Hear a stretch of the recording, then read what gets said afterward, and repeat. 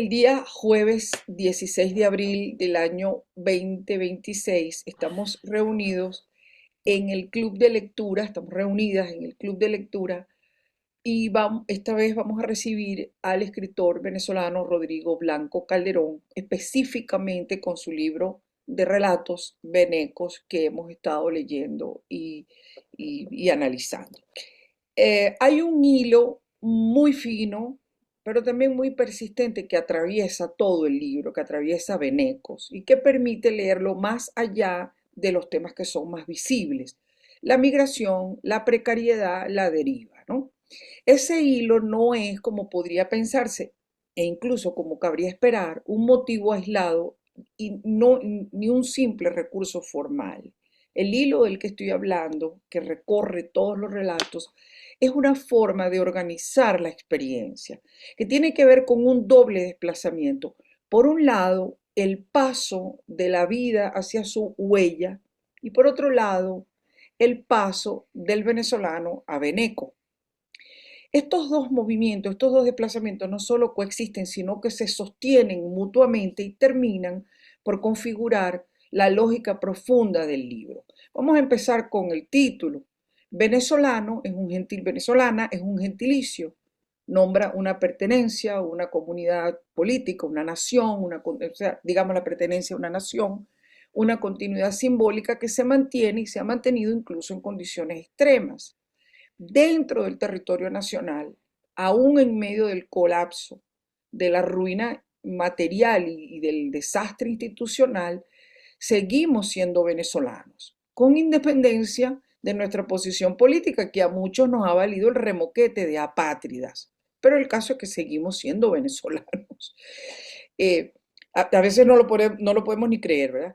El país puede quebrarse, desbaratarse, pero el gentilicio ha permanecido y no necesita justificarse ni tampoco volverse legible.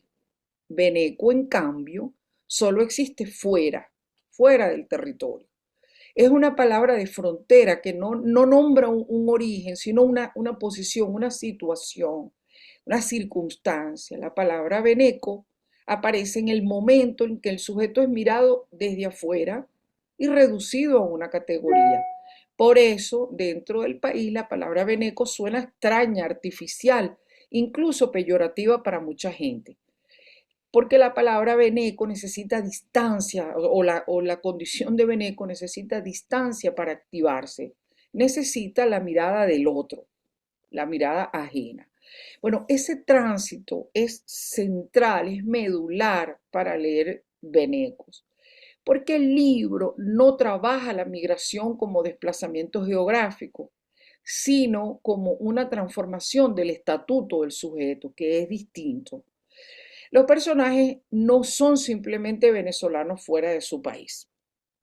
Son sujetos que han sido nombrados desde afuera y que viven bajo esa designación. Entonces, lo interesante del libro es que no se dedica a denunciar ese gesto de reducción. El libro no tiene una voluntad de corrección, no hay pedagogía en él. Lo que hace es todavía más incisivo porque se instala dentro de esa condición y la explora desde adentro. Los personajes ni discuten el término, simplemente lo habitan.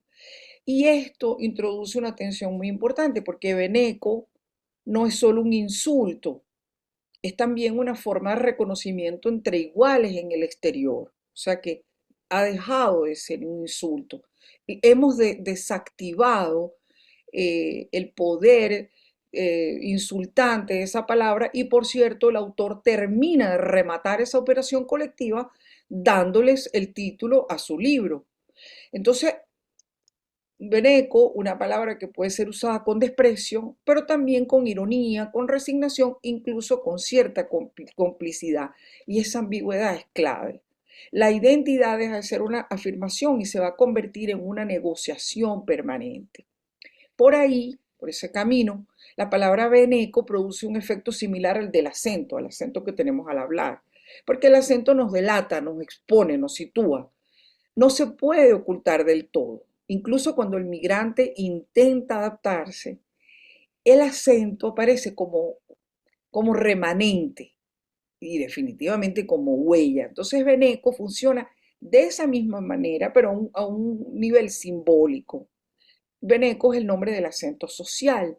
Entonces lo que ocurre en los cuentos es que los personajes interiorizan esa mirada y empiezan a verse a sí mismos desde un afuera.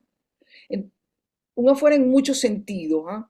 Un afuera en lo que ha sido su conducta, un afuera en lo que ha sido, digamos, su identidad en todos los sentidos, incluso sexual en algunos relatos, ¿no?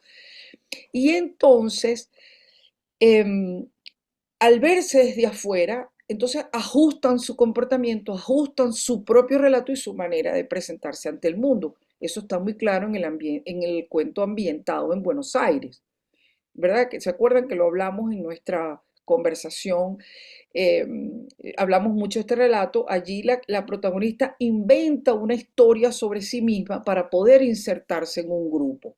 Es decir, no se presenta como es, se narra desde una manera que ella resulte aceptable, incluso interesante para los otros.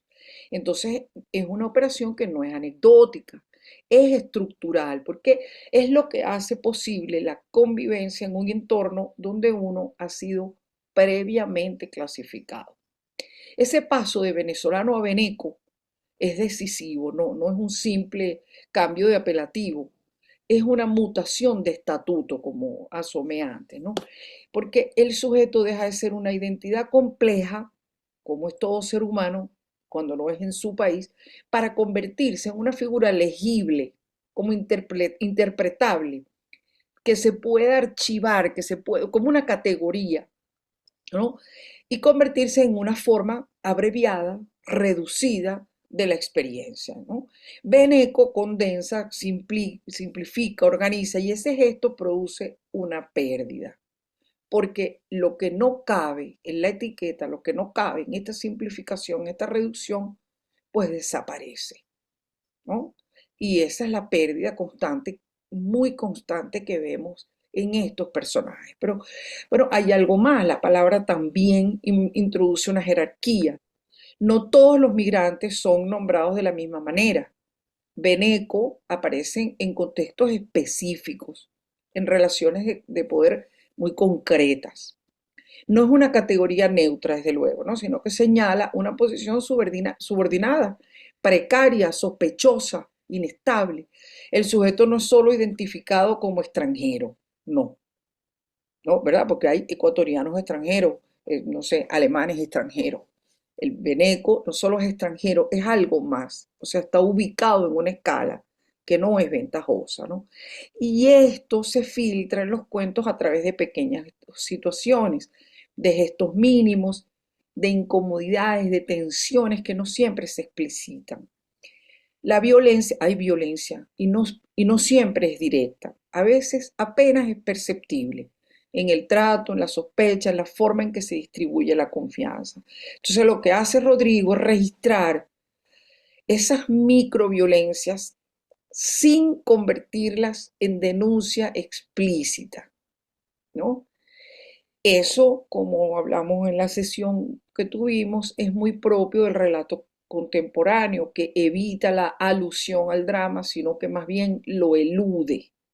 Lo elude. Entonces el tema medular, el tema central, se va abriendo paso por acumulación de datos, ¿no? Bueno, en ese dejar hacer aparece algo más inquietante y es la manera en que los propios personajes reproducen esas jerarquías entre ellos, ¿no? Como por ejemplo el muchacho que ve a su antiguo maestro convertido en barrendero, ¿no? En Málaga, ¿no? Ahí está una reproducción de esas jerarquías entre los mismos venecos.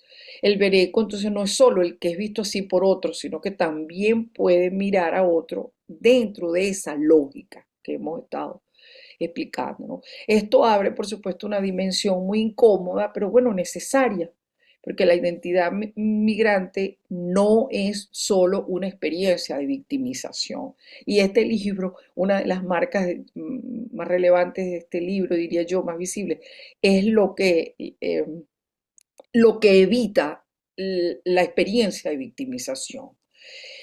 Y en este libro constantemente es un espacio de reorganización de las relaciones de poder. Casi lo podemos ver en cada relato, lo podríamos ilustrar cómo en cada relato se van reorganizando las relaciones de poder desde el primer y deslumbrante relato, donde el poder tiene que ver con la relación de pareja, con la relación de amistad, con la fraternidad, con las drogas, con el pasado compartido. Y al final lo que queda es una identidad fracturada. El venezolano dentro del país, por muy dura que sea su circunstancia, tiene una continuidad, incluso en medio del desastre, pero el veneco en el exterior vive en una condición de inestabilidad permanente. Primero porque no pertenecemos del todo al lugar al que hemos llegado, pero tampoco podemos volver a ser exactamente quiénes éramos, ¿no? Entonces no hay retorno posible a la palabra original. Y sin embargo hay algo que persiste. Esto probablemente es una marca de la gran literatura, ¿no? De la gran literatura, cuando respira en la pérdida, y sin embargo hay algo que persiste, ¿no? No como esencia, sino como decía antes, como resto, como remanente. Entonces estamos hablando de una forma de sensibilidad, una forma de memoria, una forma de percepción del mundo. Y esto es lo que estos cuentos de Rodrigo Blanco Calderón en Venecos es lo que capturan con mayor precisión. No digamos la identidad declarada, sino lo que queda cuando el nombre de venezolanos ha sido desplazado. Tengo un apunte que no sé muy bien cómo meterlo aquí con calzador, pero hay un antecedente histórico que es útil para pensar la palabra veneco, que es la figura del meteco, así como suena, meteco en las Atenas clásicas, ¿no? Clásica, ¿no? El meteco era el extranjero residente, vivía en la ciudad, trabajaba, formaba parte de su economía, pero no era ciudadano, ¿no? Estaba dentro y fuera al mismo tiempo. Por eso es que la categoría de Beneco es tan plástica, tan expresiva, porque además está cargada de mucha historia, ¿no? Em, em, el meteco no era un visitante, pero tampoco era un miembro pleno. Entonces la diferencia es que meteco era una categoría jurídica relativamente estable, condición que no tiene tampoco Beneco, porque Beneco es una categoría social inestable, cargada de afecto o de desafecto, de rechazo, de ironía.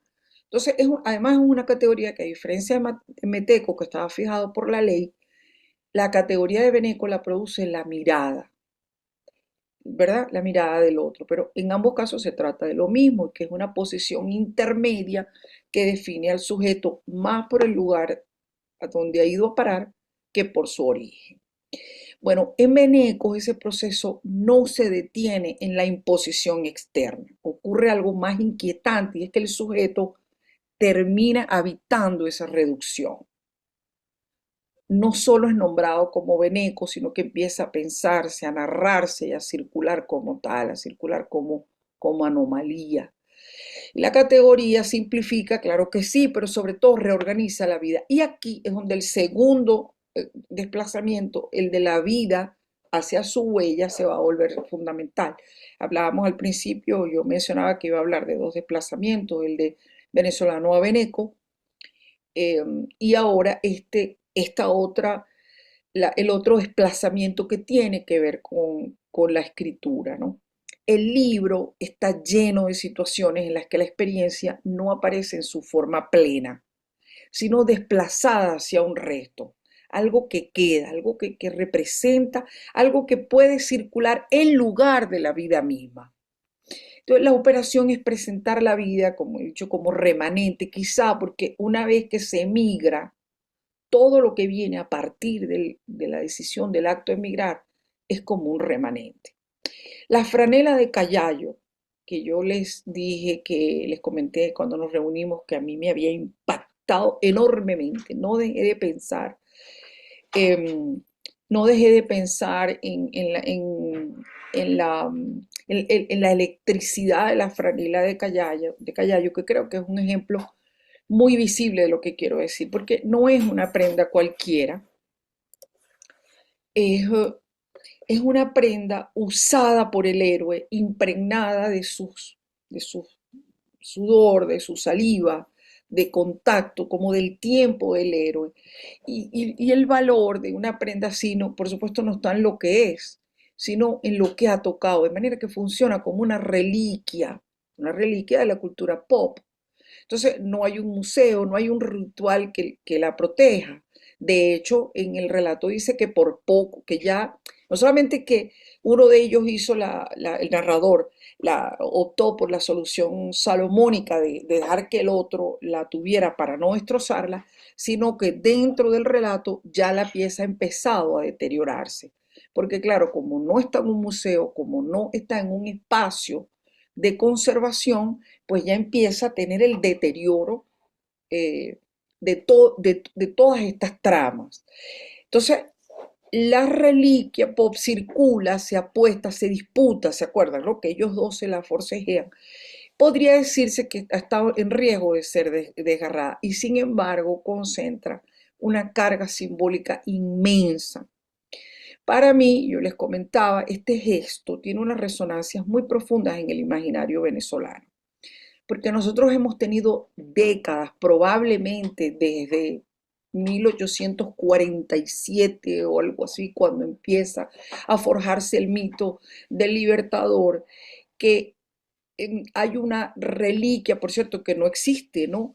Que es la camisa de Bolívar, la camisa que Bolívar tenía en Santa Marta y con la que eventualmente fue enterrado, y que había un mito según el cual, a ver, hay una parte que es mítica y una parte que es verdad. O sea, el mito, lo que es verdad es que el libertador o Bolívar no tenía una camisa para ser enterrado porque, bueno, en las mudanzas, en las cosas, simplemente, además sudaba mucho, eso forma parte de la tuberculosis, y entonces hubo que salir a buscar una camisa prestada, ¿no? Entonces, em, sí es cierto que alguien prestó una camisa, pero no porque él estuviera tan pobre que no podía comprarse una, ¿no? Entonces, desde el primer momento, a mí la franela de Callayo me ha remitido a la camisa del Libertador. Es esa reliquia impregnada eh, con segregaciones del cuerpo y de algo varonil que de alguna manera erotiza al país, erotiza a la comunidad, ¿no? Y creo que eso ocurre a ellos, por lo menos en ese momento, a los personajes, hay una especie de erotización con, con la, la franela de Callayo, ¿no? Entonces, él les decía eso, que tiene unas resonancias muy profundas en el imaginario venezolano. Entonces, la escena de la muerte real o mitificada instala una tensión entre despojo y aura, ¿no? Aura, estoy pensando en el concepto de Walter Benjamin, ¿no? En el aura que se desprende del original, de la obra original de la que carece las reproducciones. Bueno, el héroe aparece desprovisto, Callayo de su franela, él mismo se la quita y la lanza al público en el frenesí del espectáculo. Y en el caso del Libertador, bueno, desprovisto de todo lo que estaba desprovisto cuando llegó a su final. Pero la épica no desaparece. Y eso es lo grandioso, yo no sé, a mí me resulta sumamente estimulante, porque ahora la reliquia no se sostiene en el cuerpo monumental, sino en un resto precario. La franela de Callayo es una reliquia sin pedestal, expuesta al manoseo, a la circulación y al desgaste, ¿no? Es como algo muy paralelo a lo que ha ocurrido con la nacionalidad. Este mismo desplazamiento lo podemos ver con variaciones, ¿no? Bueno, con una variación decisiva en el cuento de la muchacha del himen complaciente. Porque allí el resto, este remanente del que he venido hablando, o esta reliquia manoseada, no es un objeto externo, sino una membrana que está dentro del cuerpo de la mujer. Entonces aquí lo que se vigila, lo que se interpreta, lo que se protege, no es la vida de esa muchacha ni su integridad moral, sino una superficie mínima que funciona como garantía. El cuerpo queda reducido a un signo. y la experiencia se condensa en una marca que puede certificarse o que puede ponerse en duda.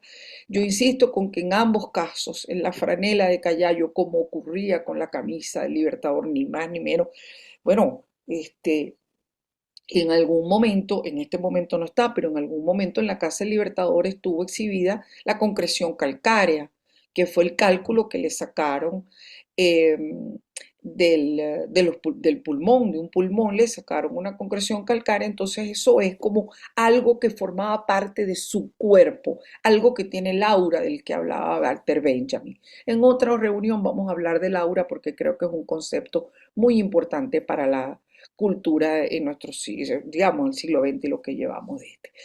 Bueno, el cuerpo, es decir, estamos hablando de lo que el cuerpo deja o podría no haber dejado, como ocurre con el país. ¿Ves? Lo hemos dejado, lo hemos dejado. Con lo que la vida se desplaza hacia el rastro y el rastro adquiere un valor desproporcionado. Bueno, tengo mucho más escrito, no quiero, pero sí me voy a empezar a saltar. Hay una cosa muy interesante en este libro, muy interesante, que es el gusto de narrar, casi como una, también como una erotización del acto de narrar, de llenar el mundo, llenar el vacío, llenar todo de un cuento sobre otro cuento y hacer como una especie de moñas, como un poco lo que ocurre con el arte textil. ¿Verdad? Que se hizo en el siglo XX, que se está haciendo mucho, que es como tela sobre tela, bordado sobre bordado. Eh, y aquí en este relato contar no es simplemente recordar, no es simplemente consignar unas evocaciones, sino ensayar unas formas de existencia, ¿no? Los personajes no logran fijar un relato propio estable, no logran, están siempre como cambiando su propio relato y van probando versiones. Se narran a sí mismos como para poder habitar el mundo. Y cada historia insertada ofrece una posibilidad de forma, pero también revela la forma de la vida que se está viviendo, ¿no? El cuento dentro del cuento, que desde luego no es Rodrigo el primer autor, desde luego, en narrar de esta manera, ¿no? Esta forma de relatos que contienen otros relatos y estos otros, a su vez otros, como un juego de espejos, tienen un linaje muy claro. Arranca con las mil y una noches, ¿verdad? Donde contar es una forma de aplazar lo decisivo. Y yo creo que esto es clave, ¿no? Después pasa por Cervantes, ¿verdad? Pero ¿qué es el Quijote? Sino una sucesión de cuentos entre cuentos, introducir historias entre otras para poner en tensión la frontera entre realidad y ficción. Por eso es que esa novela, publicada en 1605, está tan fresca para nosotros hoy, ¿no? que vivimos qué sé yo, la cumbre de lo fronterizo entre la realidad y la ficción. Después el relato, dentro del relato, se vuelve pues plenamente consciente con Borges, en quien todo relato remite a otro. Y la realidad parece una red, un laberinto de textos, ¿no? El cuento dentro del cuento adquiere inestabilidad vital en Cortázar, donde las historias se abren, se duplican, se desvían, un poco como pasa con la experiencia, y llega a Bolaño, donde los relatos fragmentarios intentan recomponer un mundo roto desde testimonios y versiones. Lo interesante en Beneco es que recoge esa tradición y otra vez la desplaza.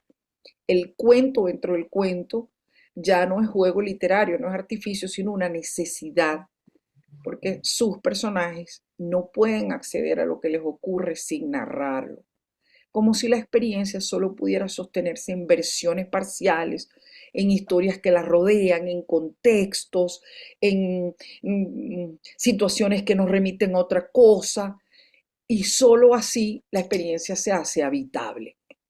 Bueno, tengo otros análisis, pero bueno, no quiero retener más la palabra, simplemente quiero hacer esta introducción que nos sirva de partida. Hay relatos, por ejemplo, que son directamente ensayos, o que es un ensayo, como muy claramente el relato que tiene Osvaldo Barreto por protagonista. Incluso el narrador lo dice: estoy escribiendo para pensar. Ese es el ensayo, eso es un ensayo.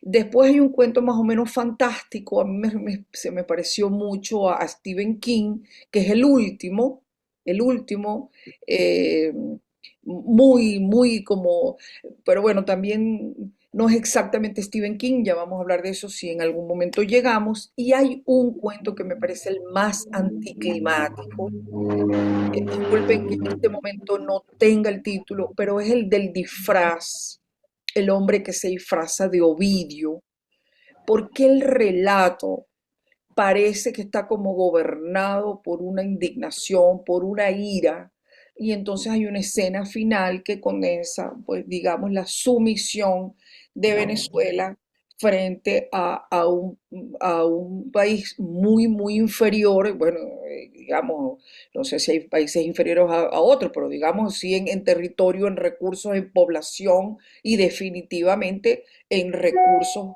y sin embargo termina Venezuela, eh, bueno, vamos a decirlo, no voy a aportar nada ni voy a ofender a las damas, está en el relato, el país sodomizado por el invasor cubano, ¿no? Ese relato, ojalá Rodrigo quiera hablar de eso, me parece, yo creo que no, no sé por qué está ese relato en este libro. O a lo mejor me equivoco y no estoy viendo ese hilo que une a todos los relatos. Bueno, perdón por esto y bueno, hice una reducción porque siempre escribo mucho. Bienvenido, Rodrigo, ya con esto podemos empezar. Y ahora sí les dejo la palabra a mis compañeros, o sea, primero a ti, por favor, después a los compañeros. Y si se hace un silencio, yo vuelvo con más observaciones para someterlas a tu examen. Muchas gracias. No, bueno, muchas gracias, Milagros, por este análisis tan detallado, tan interesante. Y tú decías, bueno, si yo tenía algo que corregir y para nada, más bien, eh, lo que muchas veces, a veces bueno, la gente en general, ¿no? Puede un poco decepcionarse cuando se encuentra con los escritores, es que creen que los escritores tenemos una total conciencia de lo que hacemos en nuestro trabajo, ¿no? Cuando en realidad los procesos creativos, o por lo menos para mí, tienen una fuerte carga intuitiva, orgánica, que bueno, que uno trata de acoplar ya con cierta experiencia, pero toda la cantidad de relaciones que tú has establecido, eh, para mí son muy interesantes porque muchas de ellas yo no las había visto y escuchándote para mí tienen muchísimo sentido, ¿no? Entonces yo soy también yo me estoy informando también de mi propio libro gracias a esa lectura tan minuciosa que has hecho. Y es una información que me llega también a través de las lecturas de la gente, ¿no? Cada quien, como decía Borges, ¿no? Lee y reinventa el texto desde su esquina y eso para un autor creo que es lo más interesante, ¿no? Em, Además, este libro en particular es probablemente el único libro que yo siento que no escribí como tal. Es decir, yo lo fui escribiendo a lo largo de 12 años, 13 relatos, de los cuales 9 fueron publicados progresivamente en antologías o en revistas, 4 de ellos inéditos, pero en todo caso que nunca los había reunido en un libro propio, hasta que un día me puse a revisar archivos, ¿no? Y a leer y a clasificar. Y, y a medida que leía, veía que el libro prácticamente se iba formando solo, ¿no? Y ese formarse solo vino, por supuesto, por la consistencia del tema, de los personajes, de toda esta problemática de la emigración y sobre todo de la identidad de estos venezolanos devenidos en venecos, ¿no? Entonces, es un libro que surgió también por un acto de lectura mío sobre un material que yo iba escribiendo, que fui escribiendo a lo largo de los años y que me sorprendió ver el trauma, ¿no? O sea, hasta qué punto la experiencia traumática, ¿no? De la emigración y de lo que eso significa o lo que ha significado para mi identidad como venezolano, está presente en prácticamente todos los cuentos, ¿no?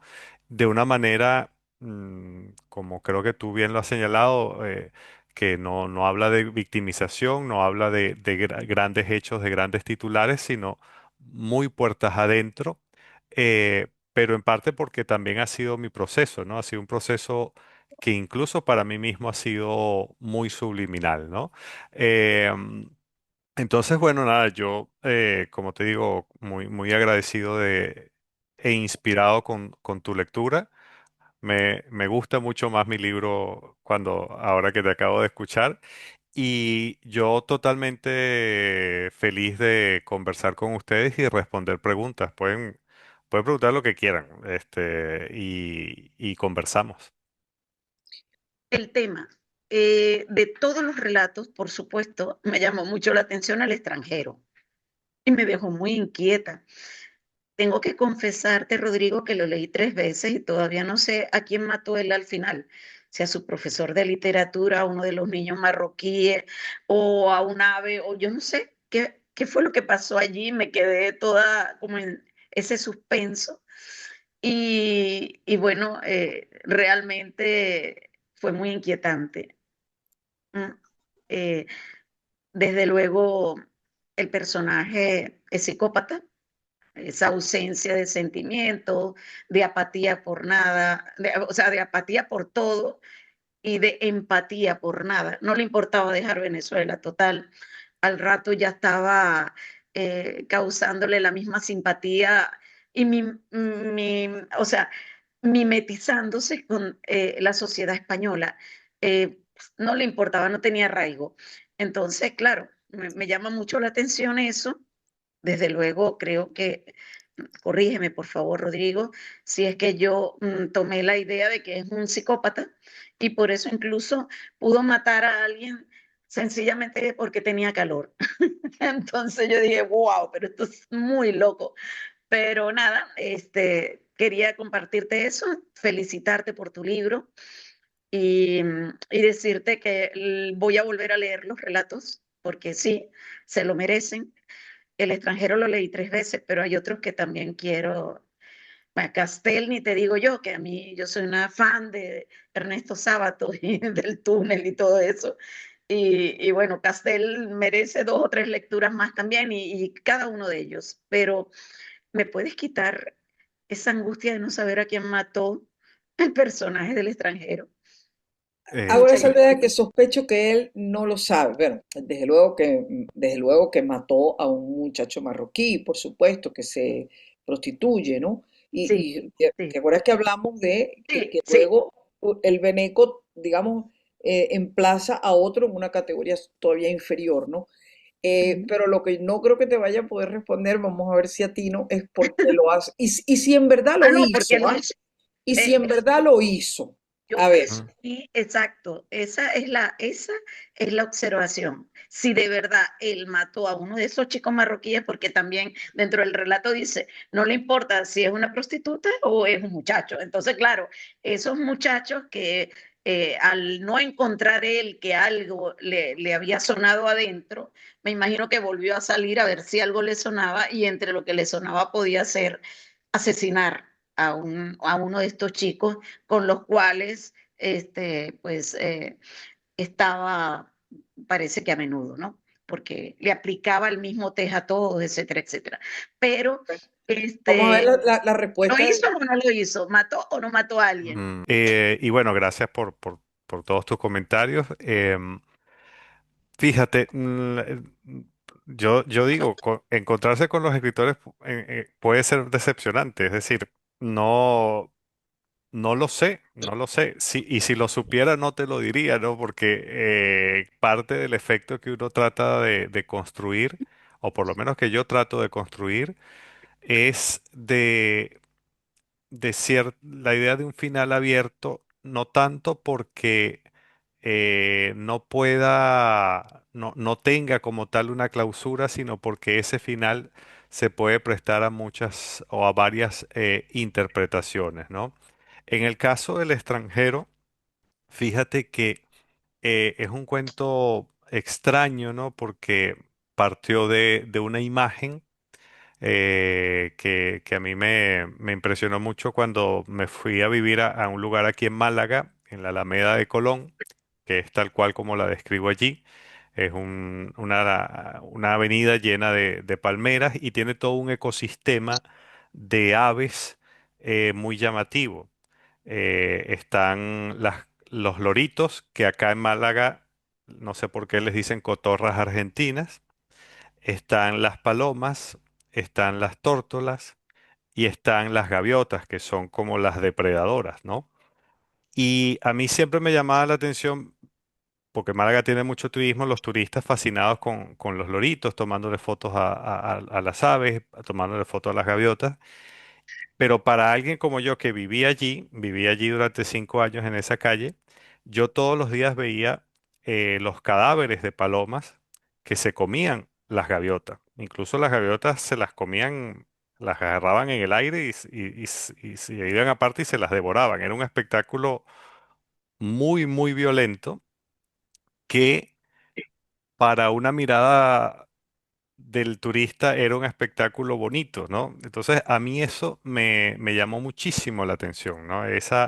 Esa masacre invisible, ¿no? Que había y que hay en los árboles de esa avenida y que yo sí le prestaba atención, ¿no? Entonces, bueno, se me ocurrió esa historia de, de un barrendero que va, esa era la imagen inicial, un barrendero que va recogiendo todos los días cadáveres de palomas, ¿no? Eh, pero el tema de que fuese un venezolano y un antiguo profesor de castellano y literatura venezolano venido a menos y que un viejo alumno lo reconoce, eso yo no lo tenía para nada previsto. Por eso digo que el mar de fondo que para mí ha representado la migración se refleja mucho en este libro porque surge siempre como el, el cuento auxiliar que va a movilizar esa primera imagen que a mí me llega, ¿no?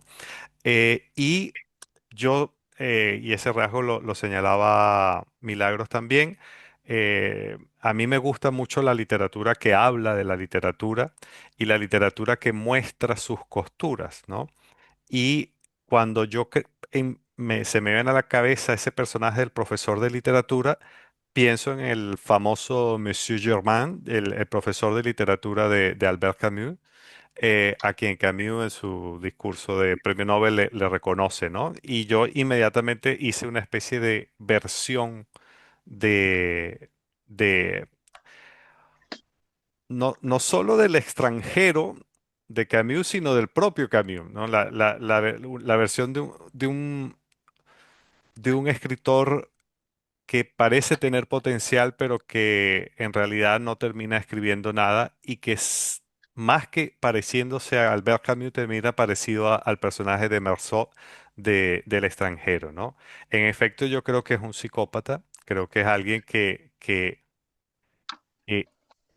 está, ha tomado conciencia a lo largo de su vida de su incapacidad total de sentir emociones y esa conciencia lo va acercando progresivamente a su desenlace natural, que es el crimen, ¿no? eh, Se refleja también en su sexualidad, ¿no? Ese modo, el tener que pagar para tener sexo porque no le interesa otro tipo de vínculo y esa especie de indiferencia de si es un hombre o una mujer, ya allí hay como, porque no hay deseo, puede ser, un bisexual puede gustarle los dos sexos. Lo de este es indiferencia, o sea, puede ser un hombre, puede ser una mujer, le da prácticamente igual, porque él lo que tiene es esa necesidad de ir soltando su rollo, como dicen aquí en España, ¿no? Y yo no sé si efectivamente mata o no a alguien, Oh, pero no es improbable que lo haga.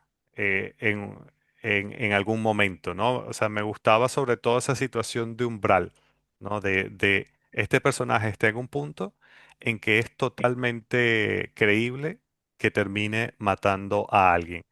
Desde ese punto de vista puede ser incluso secundario si yo lo dejo allí, es decir, ya el lector puede completar el crimen, ¿no? Pero es el lector quien lo completa, no necesariamente el propio personaje, ¿no? Y eh, hay una parte, hay algo que aporta quizás ese cuento al conjunto, no como algo deliberado, sino como algo de lo que yo me tomo conciencia después, es que es un personaje que es un emigrante, pero que no muestra ningún tipo de atadura con el país que dejó, ni con ese compatriota caído un poco en desgracia que ni siquiera le está pidiendo nada. Pero lo único que le pide es esa moneda del reconocimiento, de yo creo que te conozco, ¿no? Y el otro marca la distancia y dice, no, yo soy de acá, ¿no?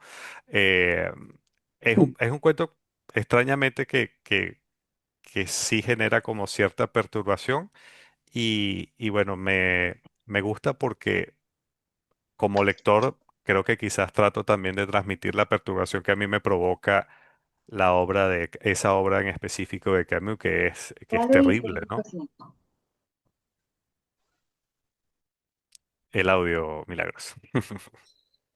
Antonio, ok, ya Antonio habilitó su audio. Antonio, por favor. Darle Compañero. Ajá. concretamente a Rodrigo, si él, cuando refleja ese desarraigo en sus cuentos, lo sintió, lo vivió, aunque él tenía una situación socioeconómica, como él mismo señala, bastante holgada, si de todas maneras en el trato eso le afectó su literatura. Gracias. Gracias. Gracias, Antonio. Bueno, empiezo por lo último. No tenía ni tengo una situación económica bastante holgada. Me encantaría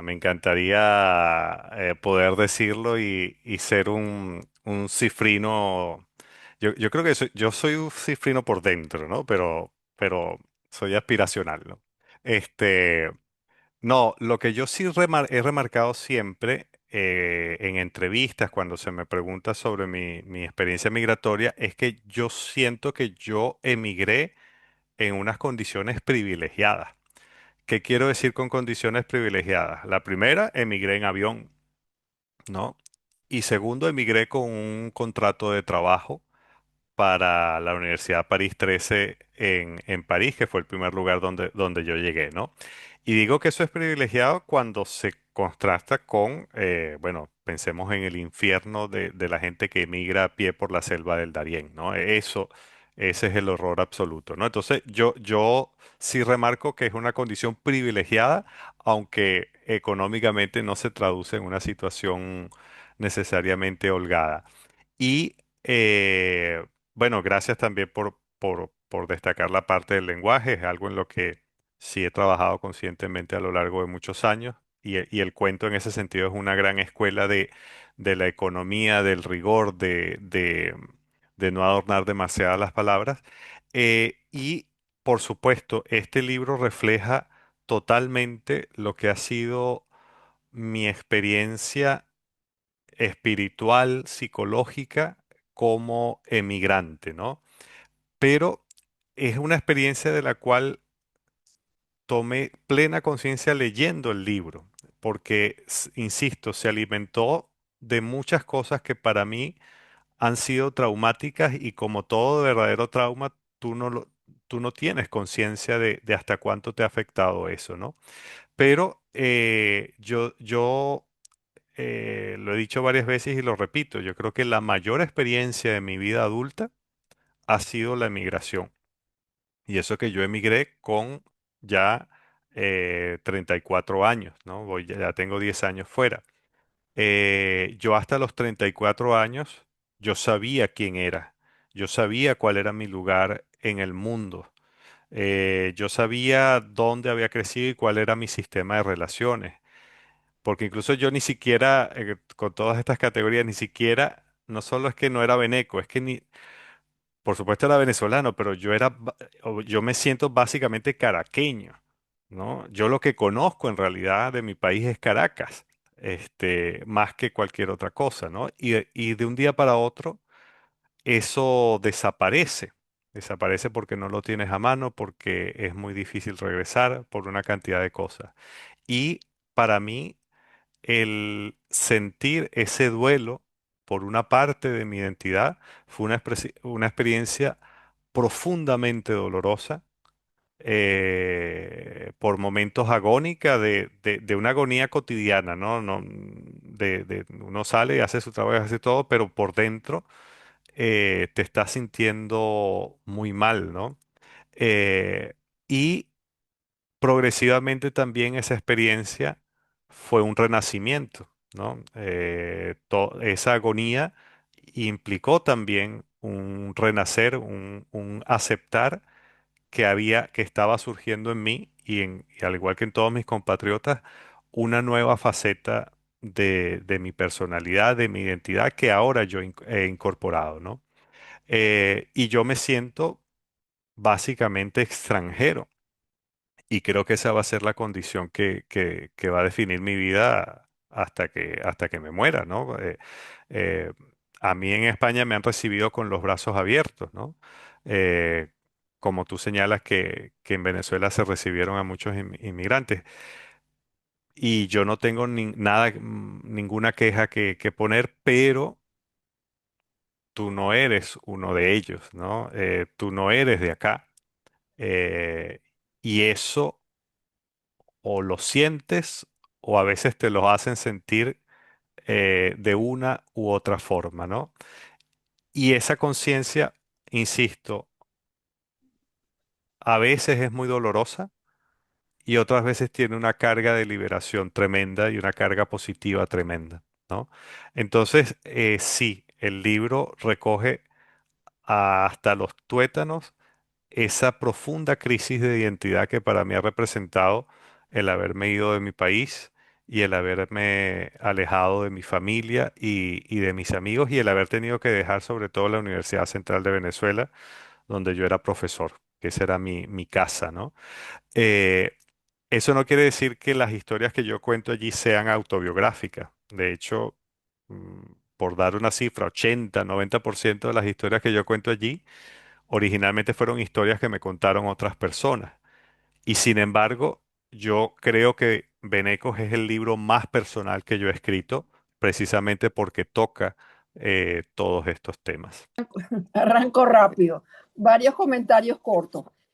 Con respecto al extranjero, yo creo que este personaje, si es asesino o no, es totalmente indiferente, pero lo que me parece interesante, porque es un planteamiento de las infinitas posibilidades que se le presentan a un emigrado.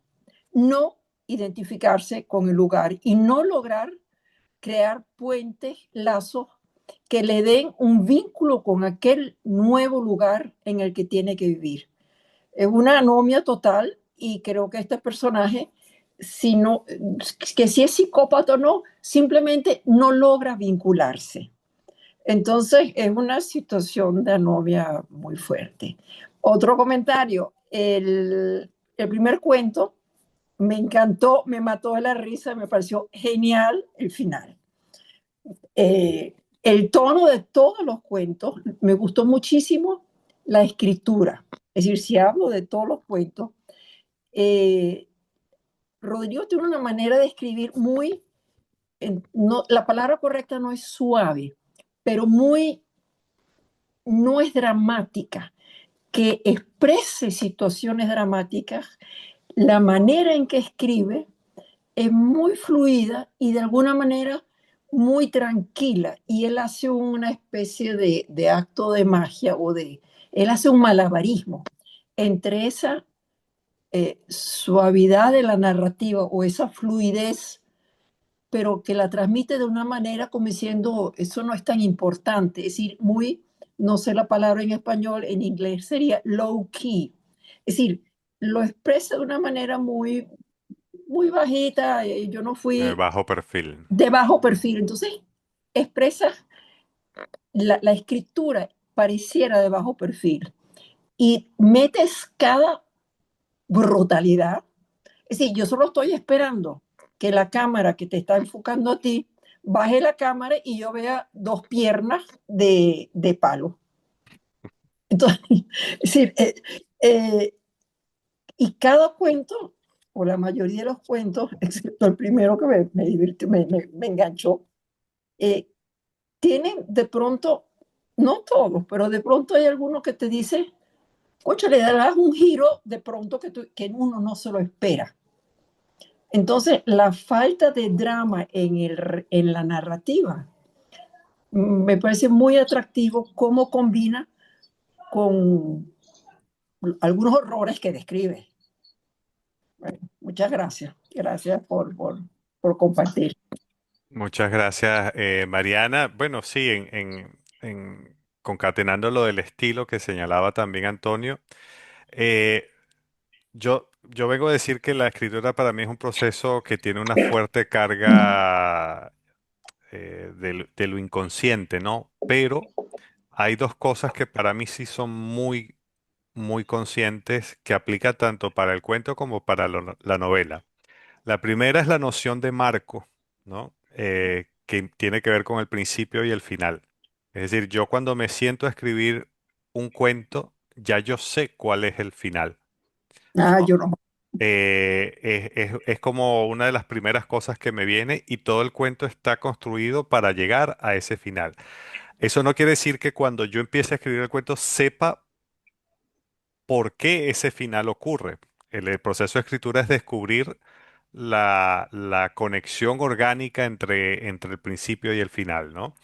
Entonces, ahí hay una construcción deliberada y parte del trabajo del cuentista es que ese giro no sea tan evidente o tan esperado por el lector, sin caer en la sorpresa un poco tonta, ¿no?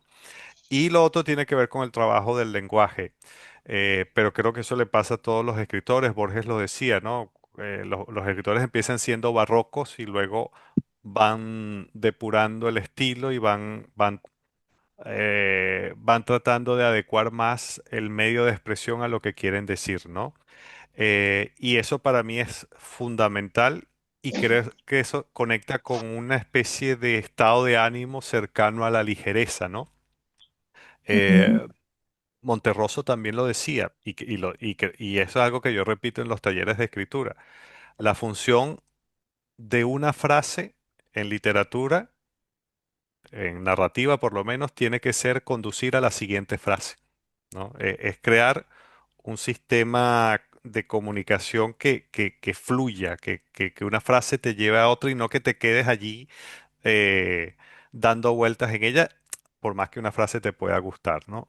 Eh, y eh, ese estilo es cierto que está conectado con un tipo de literatura que es la que yo hago, que son los temas que me obsesionan y me interesan, que tiene que ver con la tragedia y con la violencia, ¿no? Entonces mm, quizás de allí surja precisamente ese contraste. Y por agregar algo más sobre el extranjero, que es algo interesante sobre la psicología humana, que no todo psicópata tiene que llegar a cometer un crimen, ¿no? no, La psicopatía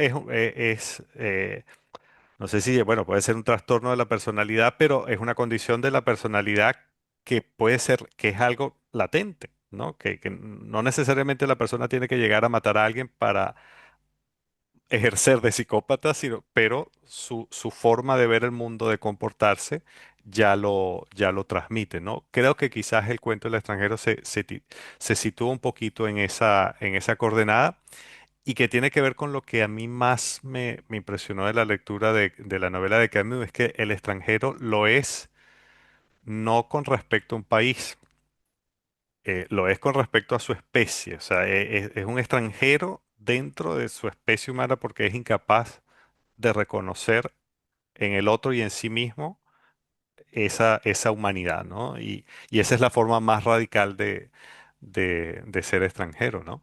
Mis comentarios van sobre todo los que más me interesaron y más me impactaron.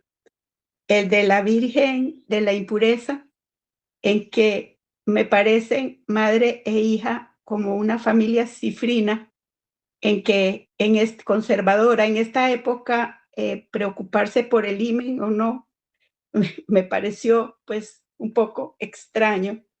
Y dos cosas que me parecieron muy graciosas fue dentro de esto la piña colada virgen que se iba a tomar la señora. Y luego, casi al final, yo decía, pero ¿qué pasa con la tinta? ¿Qué pasa con la frente? Yo no lograba entender qué era que tenía el teléfono del hombre, pues, del que estaba sirviendo allí, ¿verdad? A mí ese cuento me pareció muy bueno, me gustó. Y luego otro fue el homenaje a John Casal. Me produjo pánico, terror, porque yo no podía imaginarme cómo era que aquella mujer tenía esa llaga en el labio y entonces el final es terrible, tremendo, tan bien logrado que me dejó estupefacta. Bueno, era eso lo que quería decirle y bueno, muchas gracias. Que siga escribiendo para tener el gusto de leerlo. Qué belleza. Muchas gracias, Anabel. Y bueno, fíjate sobre la Virgen de la Impureza, y lo mismo pasa con varios cuentos. Esa fue una historia que me contaron. O sea, de hecho, la mayoría de las historias de este libro me las contaron mujeres, exparejas, amigas de toda la vida o compañeras de trabajo, ¿no? Y esa historia de una niña cifrina, de una clase alta, conservadora, muy católica de Caracas, para quienes la virginidad es todavía un problema y a veces hasta un valor, eh, el que la mujer llegue virgen al matrimonio, yo estoy de acuerdo, es totalmente anacrónico o lo parece, pero es real. O sea, en ciertos círculos de la clase alta venezolana y específicamente caraqueña, eh, por lo menos entre las expectativas de los padres, eso está muy presente. Y esa historia viene un poco de ese medio y a mí me fascinó precisamente por eso, porque me parecía muy extraño que ese tipo de cosas todavía sucedieran y en efecto todavía suceden, ¿no? Em, Sobre el cuento, el homenaje a John Casale, es interesante porque es una historia también que me contaron pero que luego terminó siendo falsa, ¿no? Es una leyenda urbana que ha circulado mucho en internet, ha habido adaptaciones de teatro, ha habido de todo tipo, pero cuando a mí me la contaron yo pensé, yo pensé que era cierta también esa historia de una muchacha que en una discoteca se da unos besos con un hombre guapo y misterioso, el hombre la invita a ir a su casa, ella al final no va. Al día siguiente le sale un sarpullido, va al médico y todo conduce a descubrir que en la casa de ese hombre había unos cadáveres de mujeres, ¿no? A mí me contaron eso y la muchacha que me lo contó me dijo, eso me lo contó a mí mi hermana que le pasó a una amiga. Y yo dije, esto es demasiado bueno para un cuento, ¿no? E inmediatamente la labor del cuentista es asociarlo con otra cosa, no quedarse con una sola historia, sino asociarlo con otra cosa. Y yo lo asocié inmediatamente con esa escena del Padrino 2, cuando Michael le da el beso de la muerte a Fredo, ¿no? Y le dice, I know it was you, Fredo, you broke my heart, ¿no? Ese beso de la muerte. La imagen me vino una con otra inmediatamente y escribí el cuento y lo escribí muy rápido. Y después descubro, ese cuento lo publiqué en la revista El Malpensante de Colombia. Y después alguien me comenta, oye, pero esta historia ya yo la he escuchado en otra parte y yo pongo a averiguar y resulta que en internet estaba lleno de versiones de esa misma historia. Es decir, que era una leyenda urbana. Entonces yo voy donde la amiga que me contó y se lo digo Y mi amiga le pregunta a su hermana y le dice, mira, tú que nos contaste esa historia de que le había pasado a una amiga tuya. Y la hermana de mi amiga dice, bueno, no le pasó a ella le contaron. Es decir, ya desde el origen, el cuento venía ya intervenido por el Radio Bemba, ¿no? Pero me gustó también después como experiencia, es decir, eh, la labor a veces de un cuentista es tomar historias que circulan y engastarlas en otra forma que quizás sea más interesante, ¿no? Pero sí, es un cuento horrible. A mí me encantó el libro, este, y hay dos que me fascinaron también. Uno es Leer y Escribir, Ujú. la de Fania, y otra es Carmen y Error. Y claro, hay una parte muy emocional, porque en una parte lloré y en otra parte reí. En esta última de Carmen y Error me ha parecido realmente fascinante, pues toda la inventiva que hay alrededor de este cuento. Entonces, quería decirte, ¿qué sentiste? Porque en Carmen y Error, el canto a la pedofilia, en la parte de la libertad sexual, en nombre del Ministerio del Poder Popular, min popo culo. O sea, es de una inventiva fascinante y me produjo, pues, a veces, pues, risa. Entonces, quería saber, pues, eh, porque la inventiva es fantástica.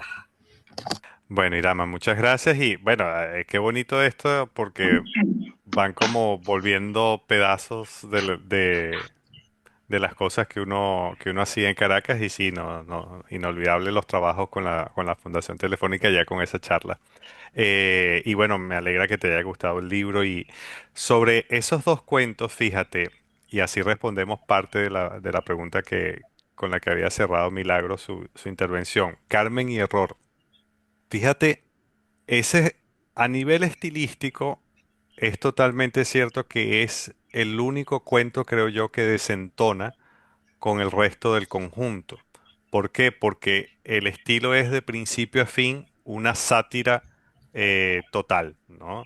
Es una sátira de principio a fin y desde ese punto de vista es como extraño en el libro. De hecho, cuando estábamos haciendo el proceso de edición, el editor de Página de Espuma, Juan Casamayor, me dijo, mira, sobre este cuento, a mí me parece que es el único que no encaja mucho con los otros, ¿no? Por un asunto, por el mismo asunto del estilo, yo le dije, mira, es cierto, aunque toda la trama de la vulgaridad y de la corrupción del chavismo está muy presente allí también, un poco también a la manera que aparece en homenaje a John Casale, ¿no? Entonces, yo lo quise mantener por esa continuidad de temas y porque me gustaba también el contraste, esa ruptura del tono del conjunto, ¿no? Ahora, la sátira para mí fue como inesperada porque la idea original fue yo estaba leyendo a Ovidio, uno de estos tomos de la editorial Gredos, y estaba leyendo el estudio introductorio donde contaban cómo el poeta Ovidio fue condenado al exilio, al ostracismo, ¿no? De ahí que escribió sus poemas de tristezas. Y las razones por las que fue condenado al ostracismo, había varias especulaciones, ¿no? Una de ellas se decía que había escrito un poema o un texto que había desagradado al César, ¿no? Y por eso lo habían expulsado. Y otra teoría decía que Ovidio había visto algo que no debió haber visto o que había convalidado un matrimonio que no debió haber convalidado y por eso el César lo expulsó. Y Ovidio cuenta en uno de estos textos de la amargura del exilio que fue expulsado y lo dice en latín, por Carmen y error, ¿no? Hay que recordar que en latín el nombre Carmen significa poema, ¿no? Eh, Carmen y error en latín. A mí eso me voló la cabeza, me encantó. Carmen y error. Eso me pareció un título de algo. Y yo lo que hice fue escribir un cuento a partir solamente de esa frase que me pareció un buen título y lo que salió fue el demonio, o sea, porque es un cuento escrito con absoluta maldad, es una venganza total mía a estos personajes. eh, pero bueno, siempre tratando de que tenga como un sustento también literario, ¿no? De lo que tiene que ver en este caso con Ovidio. El otro caso, leer y escribir, es probablemente el cuento, bueno, por las cosas que me han comentado y por mi propia experiencia, el que quizás le tengo como más cariño, Mm. es el que representa más cosas para mí de ese libro, ¿no? Y su origen es una anécdota que me contó una expareja mía hace más de 20 años. Ella es de Carúpano, y ella me contó que la muchacha que trabajaba en su casa, que limpiaba en su casa, era analfabeta, había aprendido a leer en los programas estos de alfabetización del gobierno, pero que lo primero que había llegado a leer eran unas cartas que un amante le enviaba a su esposo, ¿no? Como el esposo pensaba que ella no sabía leer, dejaba las cartas ahí sin problemas y bueno, pasó lo que pasó. Yo me acuerdo que cuando me la contaron esa historia a mí me dio mucha risa, aunque es muy dolorosa también, ¿no? Pero esa tragicomedia fue lo que me enganchó y pasaron muchos años hasta que yo finalmente empecé a escribir esa historia. La empecé a escribir durante la pandemia. Luego tuve que dejar de escribirla porque pasaron muchas cosas en mi vida, ¿no? La pandemia a mí, a posteriori, yo siento que me afectó mucho. Luego yo pasé una crisis depresiva porque un muy buen amigo mío se suicidó. Luego falleció mi tía, falleció mi abuela en un mismo año y yo desde acá estaba sin pasaporte, no me pude despedir de ellas. Luego me divorcié, es decir, fue un año, 2 años terrible y eso se expresó en mí, entre otras cosas, en la incapacidad de escribir. Estuve bastante tiempo sin poder escribir. Ese cuento se quedó como atrapado en la mitad, ¿no? Y cuando yo ya empiezo a ocuparme de mí, a hacer terapia, a hacer todas mis cosas para retomar mi vida, una de las primeras cosas que logro retomar es la escritura de ese cuento. Y ese cuento es el primero que yo termino de escribir cuando supero mi crisis. Y es un cuento muy importante porque Fania, parafraseando a Flaubert, Fania c'est moi, Fania soy yo. Es decir, yo tuve que aprender otra vez a leer y a escribir a través de ese cuento, ¿no? Y es un cuento que tiene también cosas bonitas, cosas duras y cosas divertidas, ¿no? A mí uno de los cuentos que más o sea, que a mí más me gustó eh, fue este de Castel, por el tema del nombre del nombre del hijo, de la situación de esta mujer que se hace pareja de este Castel, y al final todo lo que sale de él, de su personalidad, y cómo la mamá de él, esta Mirta, se arrepiente del nombre que le puso su hijo, y dice que el error no está en él, sino en ella por haberle dejado ese nombre. Y luego tratan de explicar y hacer una relación con, ¿cómo se llamaba él? Con Onetti, con el cuento del pozo de Onetti, del libro del pozo.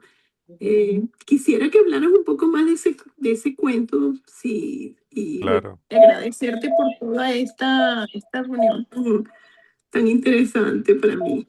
¿Cómo te llamas tú? Flori, es que no he logrado poner el nombre, yo no termino de ponerle esto, lo estoy viendo de mi celular. Ok, Ya, Flor, sí, entendí bien. Flori, sí. Flor. Bueno, Fíjate, hay un retorno, creo que Sí, ya, ya, ya lo vamos a quitar. Ujú. ajá. Eh, el cuento Castel es una historia que me contó una amiga de la escuela de letras, que en una época estaba dando clases de literatura en un instituto, en un colegio en Puerto La Cruz, y me invitó a mí eh, para hablar con los muchachos sobre literatura. O no, eso fue en otra ocasión, mentira, eso fue en otra ocasión. Ella estaba dando clase también en un colegio de Caracas y me invitó a hablar con los muchachos, ¿no? Y surgió, ella me empezó a contar una parte de su historia, ella mencionó a, a un novio que ella tuvo en la escuela de letras que yo recordaba, eh, y, y dijo, no, sí, Juan Pablo Castel. Y yo le digo, pero ¿cómo que se llama Juan Pablo Castel? Digo, como el del túnel. Me dice, sí, sí, él se llama así. Y me empieza a contar la historia, ¿no? Y lo peor no es eso, sino que bueno, él fue novio mío, fue una persona muy importante y luego se volvió loco, terminó preso por un intento de homicidio. Y entonces me empieza a contar toda la historia, ¿no? Eh, y yo, por supuesto, en mi cabeza ya grabando, o sea, prestando toda la atención posible. Y ese cuento, tal como yo lo escribo prácticamente, ella me lo contó. Y lo que a mí más me impactó de esa historia es el final. Y cuando mi amiga me cuenta el final, es que yo supe que tenía un cuento que es que ella se encontró a la madre de su exnovio, Juan Pablo Castel, y le dice, bueno, no sé si has sabido lo que ha pasado con él. Y él dice, sí, señora, ya me enteré. Y mi amiga le dice, pero él a mí nunca me hizo daño. Él conmigo fue muy bueno. Y era verdad, era lo que me decía mi amiga. O sea, se separaron porque el hombre era un poco hippie, ella quería tener un hijo, hacer familia, era otra cosa. Pero dice, él a mí nunca me hizo daño, ¿no? Y la madre le dijo eso, ¿no? No, yo lo sé, pero la culpable fui yo porque creo que fue incluso más específica. Yo sé por qué le puse ese nombre y no debí ponérselo, ¿no? Y, y ahí está todo, ¿no? Entonces, para un poco para volver a las preguntas sobre los finales de los cuentos, ¿no? Eh, Eso es un final abierto, un final que apunta a cierta culpa, a ciertas cuestiones muy complejas que no sabemos exactamente qué son, pero no hace falta saberlo, no hace falta saber qué pasó en la mente de la madre para ponerle ese nombre a su hijo y poniendo la conciencia, ¿no? Que es por lo cual ¿Por, se arrepiente después, ¿no? por qué después introduces a Onetti, que también es existencialista? Yo he leído Sábato, yo no he leído Onetti. Eh, bueno, es extraño porque a mí Sábato lo leí mucho, mucho, mucho en una época y ya no me gusta mucho, ¿no? Lo volví a leer hace unos años y no conecté para nada, pero de quien sigo siendo un buen lector es de Onetti. Y no sé, me vino la conexión, la imagen del túnel y del pozo. Bueno, creo que son imágenes Mm. paralelas, parecidas, que remiten también a dos obras con personajes parecidos, ¿no? Solo que el pozo es anterior incluso al túnel y en mi opinión una obra incluso más lograda, ¿no? Eh, es simplemente esos descuidos literarios que se me escapan pero que le dan otra capa de sentido a lo que uno hace. Pero eso, esa historia me la contó una amiga y yo se la mandé después a mi amiga porque para mí era importante que ella la leyera antes y ella la aprobó porque me dijo, el miedo de ella era que yo convirtiera a su castel en un monstruo que no era. o que por lo menos con ella no lo fue, ¿no? Y yo lo que hice fue es escribirlo tal cual como ella me lo contó. Uno agrega otras cosas, pero sin traicionar el espíritu del cuento, ¿no? Y eso hice en líneas generales con todas las historias que me contaron, porque el razonamiento es, si a mí me gustó así, yo asumo que al lector le va a gustar también así. La he bajado porque sabes que, Rodrigo, tú justamente comentaste lo que yo pensé del final, ¿no? Del final de ese abierto en el que pues tú dejas que sea el lector el que termina el final.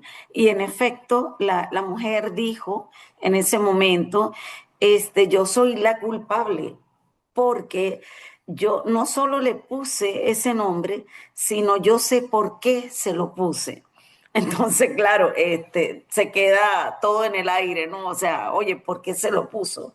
Y ella se siente culpable. Bueno, las madres a veces siempre queremos sentirnos culpables de cualquier error de conducta de los hijos, ¿no? Pero me encantó ese final abierto.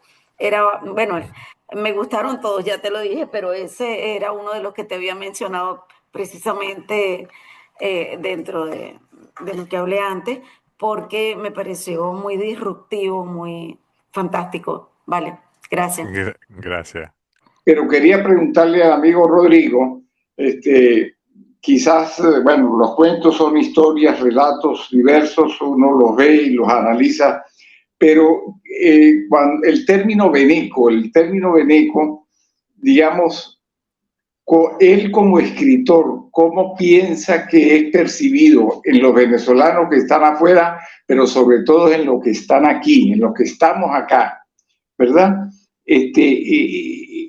¿Qué siente él como escritor? Digamos, ¿ve alguna diferencia? ¿Se mira, se entiende el término como realmente muchos creemos que lo entendemos, o eso pasa desapercibido para un lector? Porque es un poquito ver la óptica del escritor.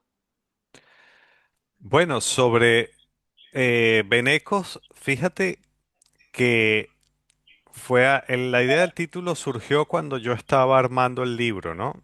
Es decir, cuando yo empecé a seleccionar los textos y vi la unidad de los temas, que- personajes venezolanos en el extranjero, me vino de inmediato la palabra, ¿no? No fue ninguna ocurrencia porque la palabra estaba y está todavía muy en boga, pero me pareció una palabra que podían darle como una visión de conjunto al libro, una especie de punto de lectura, y además sabía obviamente que podía ser un poco polémico, porque incluso cuando se anunció la salida del libro, se publicó la tapa del libro, hubo gente en redes sociales venezolanos que se molestaron sin haberlo leído, pero bueno, no les gustó.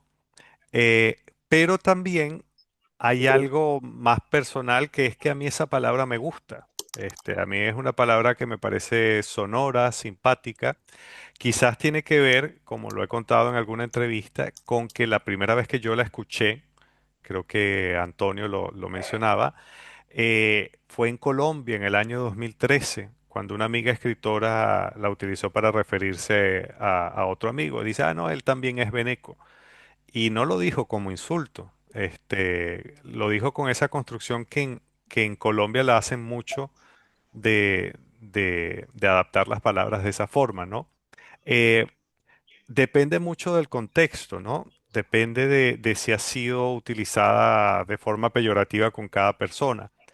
Por ejemplo, yo estaba leyendo, creo que una entrevista o un artículo de esta escritora venezolana que está en Chile, Ariana de Souza, que escribió este libro que se titula Atrás queda la tierra, y ella mencionaba algo de la palabra veneco como una cuestión muy, muy insultante bueno, por lo que hemos sabido en Chile ha habido muchos episodios de xenofobia contra los venezolanos.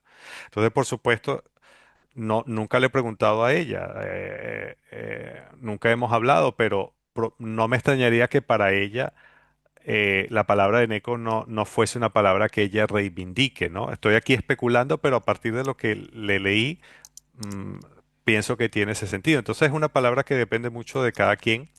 Es una palabra que a mí me gusta, pero por supuesto, si alguien me la dice como insulto, se interpreta de otra forma, ¿no? ¿Cómo se interpreta la palabra dentro de Venezuela? Fíjate que yo no me había detenido a pensar en eso hasta que escuché a Milagros haciendo su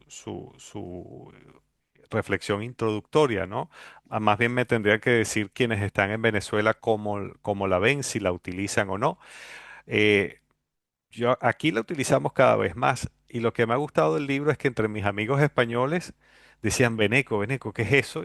Y les expliqué y luego me decían que ahora veían la palabra en todas partes, es decir, ya han incorporado la palabra a su repertorio, ¿no?